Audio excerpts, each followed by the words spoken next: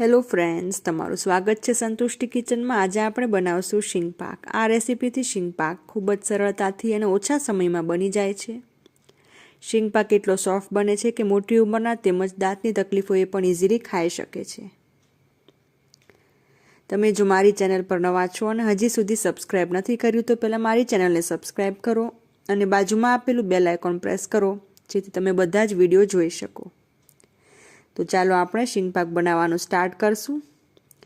એ માટે મેં શેકીને ફોતરા કાઢેલી શીંગ લીધી છે 1 કપ। આ મારે અહીંયા રેડીમેડ મળી જાય છે। તમારે ન મળતી હોય તો શીંગને શેકી લેવાની અને પછી ફોતરા કાઢી લેવાના। તો ટોટલ 1 કપ શીંગને આપણે મિક્સરના જારમાં ક્રશ કરી લેવાની છે।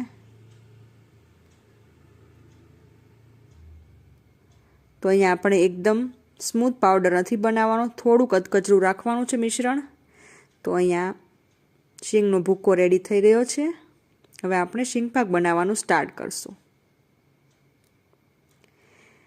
એ માટે એક કઢાઈમાં આપણે 3 ચમચી ઘી ઉમેરશું। તો અહીંયા મારું થીનું ઘી છે, જો તમે ઓગાળેલું ઘી યુઝ કરતા હોય તો એ પ્રમાણે થોડું વધારે લેવું પડશે। હવે ઘી ઓગળી જાય એટલે તેમાં ગોળ ઉમેરવાનો છે। તો ટોટલ આપણે અડધી વાટકી ગોળ લેશું। ગોળનું માપ હંમેશા શીંગ કરતાં અડધું હોય છે, એટલે 1 વાટકી શીંગે અડધી વાટકી ગોળ લેવાનો છે। અત્યારે તમારે ગેસની ફ્લેમને મીડિયમ પર જ રાખવાની છે અને મિક્સ કરતા રહેવાનું છે।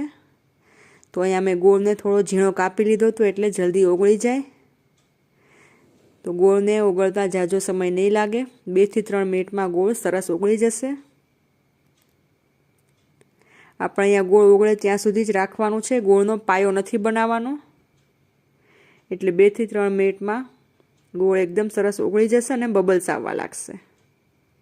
હવે આપણે ગેસની ફ્લેમ બંધ કરી દેશું અને પછી શીંગનો ભૂકો એડ કરશું।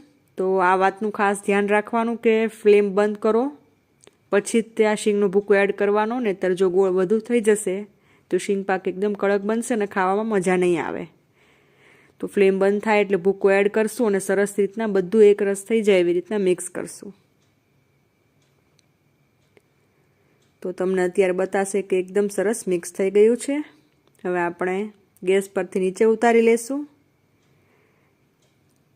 હવે એક પ્લેટમાં આપણે 2 થી 3 ટીપા નાખશું તેલના અને સરસ રીતના હાથેથી જ આવી રીતના સ્પ્રેડ કરી દેશું। તો આપણે અહીંયા પ્લેટ પણ સરસ ગ્રીસ થઈ ગઈ છે। હવે તેમાં આપણે શીંગ પાક છે એ બધો જ એડ કરી દેશું આમાં।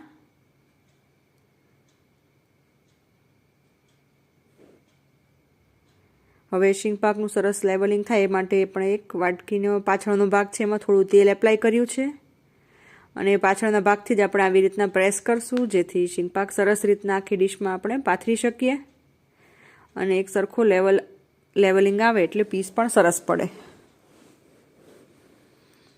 જો તમારે પતલા પીસ એકદમ રાખવા હોય તો આખી ડીશમાં પણ પાથરી શકાય છે। મારે થોડા જાડા પીસ રાખવા હતા એટલે મેં આખી ડીશમાં મિશ્રણ નથી પાથર્યું શીંગ પાકનું।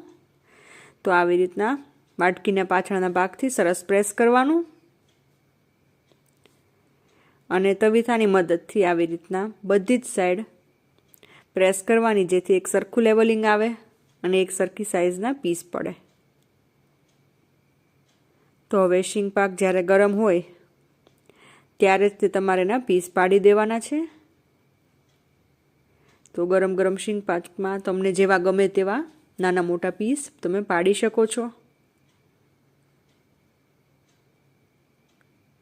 આ શીંગ પાક એટલો સોફ્ટ બને છે કે બધાને ખૂબ જ ભાવશે અને ખૂબ જ ઓછા સમયમાં પણ બની જાય છે। તો એકવાર તમે શીંગ પાકના પીસ પાડી લો એટલે ડેકોરેશન માટે તમે બદામ લગાવી શકો છો દરેક પીસ પર, ખૂબ જ ટેસ્ટી લાગશે। પણ બદામ લગાવવી ઓપ્શનલ છે।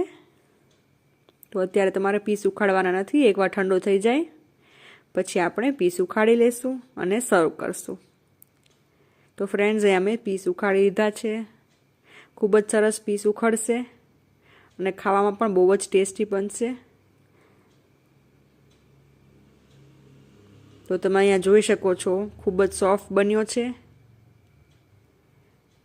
તો આ રેસીપીથી એકવાર જરૂરથી ટ્રાય કરજો। તમને વિડીયો ગમ્યો હોય તો લાઈક કરજો અને આવી નવી રેસીપીઓ જોવા માટે મારી ચેનલને સબસ્ક્રાઈબ કરવાનું ન ભૂલતા.